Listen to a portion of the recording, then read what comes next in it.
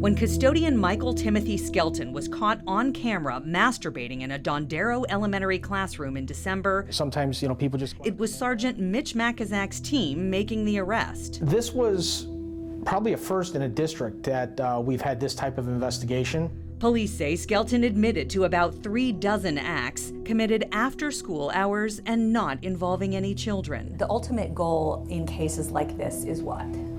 Well, we'd always like to see some type of positive, outcome to where some type of sentence is imposed. Either jail time, always jail time. Skelton cut a plea deal, putting him behind bars for 2 years. Then he'll have to register as a sex offender. Safe to say that Ccsd police takes this type of incident, masturbating on school property, very seriously? Absolutely, and we take all incidents seriously. Though Makazak says the Skelton case is unique, our research suggests that this might not be an isolated incident. We asked Makazak to flash back to when he was a detective stationed at Garside Middle School. This was a case that our research tells us involved you personally and an internal affairs investigation and masturbation at Garside and pornography. Where you're speaking of a personnel issue, and I'm not comfortable in speaking with that. It's something the Ccsd Police Department has kept secret until now. Listen to this audio recording Contact 13 obtained from a 2012 school police internal affairs investigation. A couple of years before that, while Detective Makazak was working adult education at Garside, Art Sturdivant, who used to be one of our officers but now works for Henderson Police Department, walked into the police office at Garside and caught Makazak masturbating while watching pornography on his work computer. That's what Art Sturdivant told me, yes. Okay. I spoke to Officer Sturdivant, who told me about that day. He says he tried to use his key to get into the police office here at Garside, but he was prevented from opening it all the way because of a chain lock on the inside of the door. He says he saw Makazak jump back, bend over to cover himself, and run into a back office. Makazak's belt was lying on the desk, and there was Asian pornography on the computer screen. The tech over at Garside had constantly, it was kind of like common knowledge, had constantly, that computer was always crashed. It had so much pornography on it that they had to constantly go in there and fix the problem. When we asked the district about the incident, they sent a written statement which says concerns were brought forward which were investigated administratively. Appropriate action was taken. But in 2 cases, which both involved masturbating on school property, custodian Michael Skelton was arrested, charged, and sent to prison. Because no one blew the whistle on Mitch Makazak, his case wasn't even investigated for years. That investigation started on the very day Makazak was promoted to sergeant. The outcome, our sources say, a letter of reprimand in a personnel file. As far as I know, this was a reprimand in the file and no criminal charges. At this point, like I said, we're talking about that's a personnel issue. So at this point, we'd have to conclude the interview. Okay. Okay. All right. Makazak takes off his microphone and leaves the room. Contact 13 learned this was just the tip of the iceberg with Sergeant Makazak. Tomorrow on Action News at 6, we expose a pattern of what sources call police protecting their own, despite many instances of sexually inappropriate behavior on the job.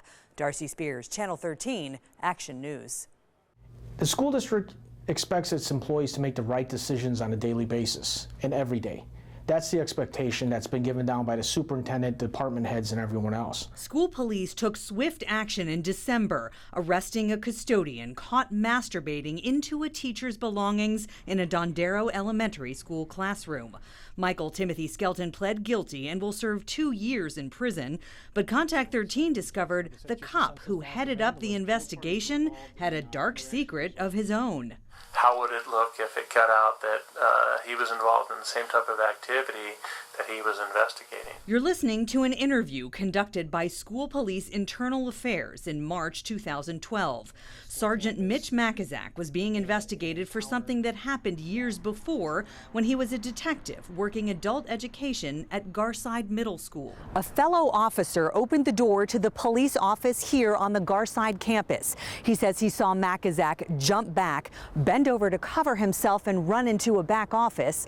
Makazak's belt was lying on the desk, and there was Asian pornography on the computer screen. circumstances similar to those Mackenzack investigated in the custodian's case. Is it fair for you with a background like that to be investigating a case like this? Do you see a possible conflict of interest?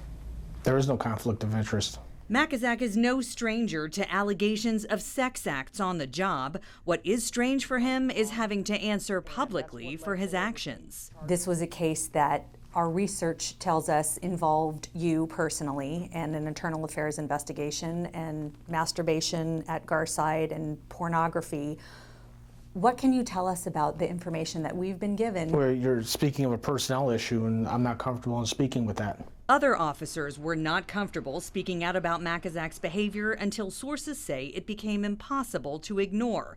Officer Mike Thomas heads the police union's grievance committee. Taken as a whole, I think there's a pattern that did give me some concern. Specifically, sex on the job at school police headquarters. Investigators were told Mackenzack was getting oral sex from another department employee in his assigned school district vehicle. On at least one occasion, he allegedly took her into his work office and had sex with her. I think if you have impulses that you can't keep in check and you bring them into the workplace, then I think that's an issue. The other issue Internal Affairs investigated is something Officer Thomas witnessed firsthand. December 18th, 2010, the Police Officers Association Christmas party, attended by about 125 department employees and their guests. And that you saw Detective Mackenzack, who you felt was obviously intoxicated, taking his camera phone, sticking up women's skirts and taking pictures of their skirts? Yes. Multiple people who were at the party tell Contact 13 they saw it too.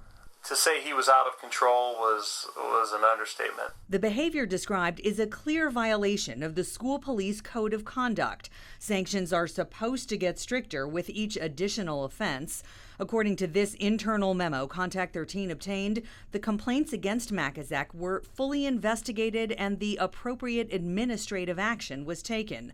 We don't know what that action was, but we do know Mackenzack was promoted to sergeant during the investigation and even acts as a department spokesman, including in the case of custodian Michael Skelton. This employee chose consciously to do the wrong thing and make the wrong decision.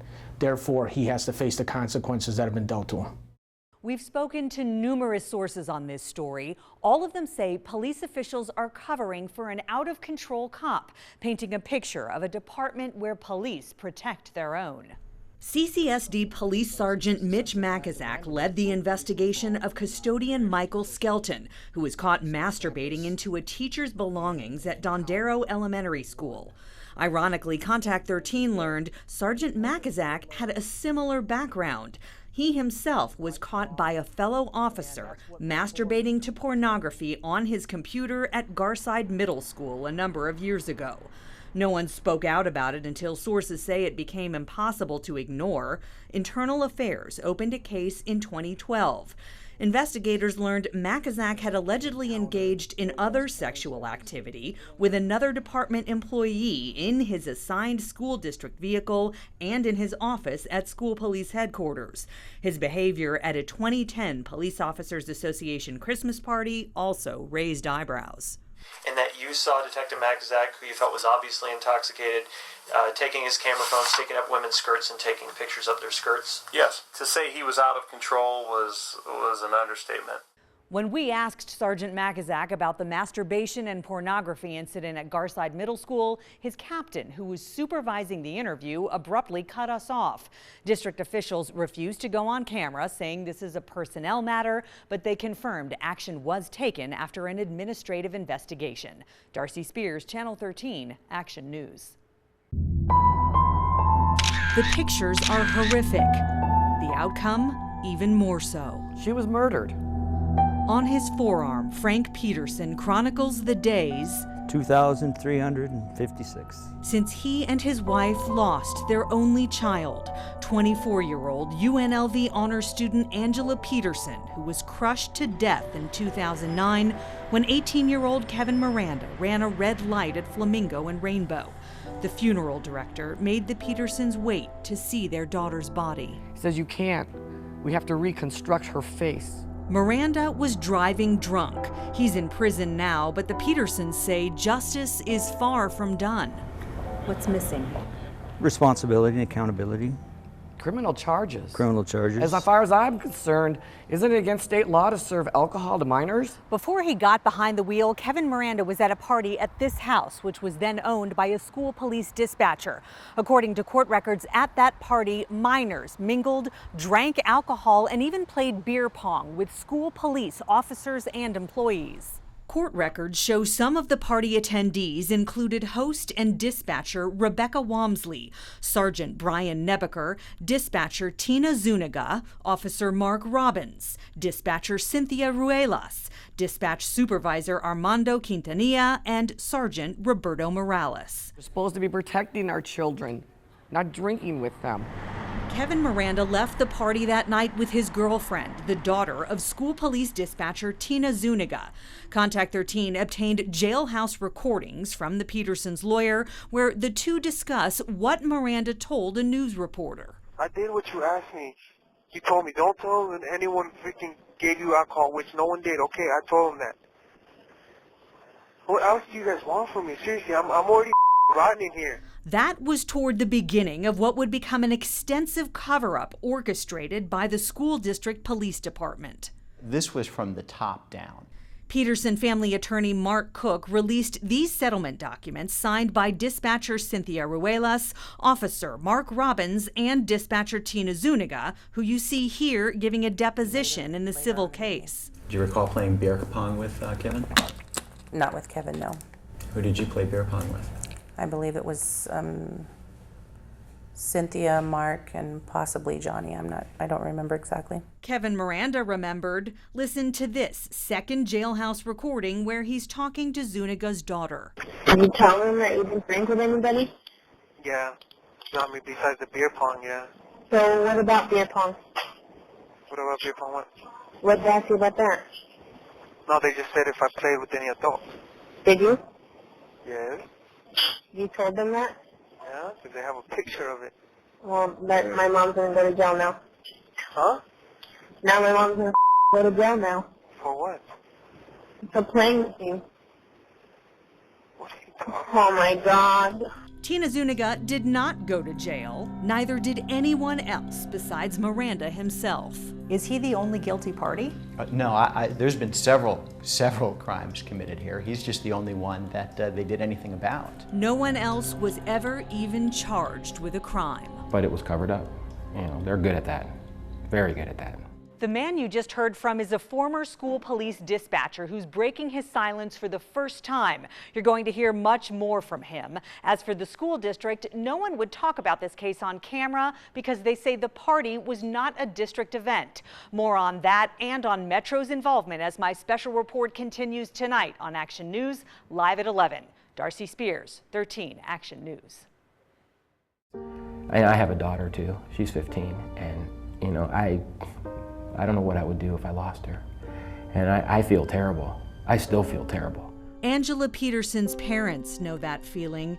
In 2009, they lost their only child, an honor student ready to graduate from UNLV. Her life cut short by 18-year-old Kevin Miranda, who was driving drunk when he ran a red light at Flamingo and Rainbow. This is what was left of Angela's car. Hopefully somebody will see this is horribly, horribly wrong and will reopen this case and prosecute these people for the murder of our daughter. She was murdered. Kevin Miranda is behind bars, but the Petersons say he's far from the only one responsible for their daughter's death. Former school police dispatcher Dan Darasotis agrees. I'm not saying that these are bad people, but what they did was terrible, was inexcusable. Breaking his silence for the first time, Darasotis is talking about a group of former co-workers from the school district police department, those who created this flyer for the 2009 holiday party that started it all. It was given to everybody in the department. It was put out in our break room. School police officers, dispatchers, and about 20 underage kids all at that party. After a night of drinking and beer pong, Miranda drove and killed Angela Peterson. We were threatened. If you talk, you might as well forget about this job. Darasotis was eventually fired for an unrelated incident. He wasn't at the party, but wanted to talk to Metro after learning what went on. Would you say they made it impossible for Metro to conduct a thorough outside investigation? By all means. Court records show then Police Chief Filiberto Arroyo and then Captain James Ccsd pointed fingers at each other for dropping the ball and giving information to Metro. Whether Ccsd himself was at the party remains unclear. What is clear is that he knew what went on, but said it wasn't his call to make sure something was done about it. In Ccsd's deposition, he's asked if he told Metro about one of the dispatchers who was at the party. When you found that out, did you turn that information over to Metro? No. Why not? Because I didn't. Ccsd is now the school police chief. It sounds like the good guys turned into the bad guys. Yeah, that's true. That's absolutely true. In court records, school police dispatcher and party host Rebecca Wamsley said she wanted justice to be done, but failed to explain why she did not provide any information to the police. And Officer Mark Robbins said he was concerned he was being looked at for lying in his interview with the police. The Petersons pursued the only avenue of justice they could find in civil court. The school district spent more than $700,000 tax dollars fighting the Petersons. Last year, the district settled for $75,000 more tax dollars, denying any wrongdoing. The remaining defendants settled their individual cases in March. In the court documents, they admit the facts that could have been proven in trial include drinking with teens, playing beer pong, and covering the whole thing up. Where should things be headed now? I think that school board that we all get to vote on should maybe do their job and take a look at this and read these documents. And you can only come to one conclusion once you do that. People have to get fired. All of these chairs are empty because none of the people you see pictured here would agree to go on camera, from the Board of Trustees to District Administration to the Ccsd Police Department. Of the people at the party, only Cynthia Ruelas returned our call to say she's put this behind her and has no comment. We've also confirmed that Metro is not investigating. If it would have been a cop's kid that got killed that night, heads would have rolled. Though no one from the school district would go on camera, they did send emails saying they took no action because Metro did not report any concern regarding the district or its employees. Darcy Spears, 13 Action News.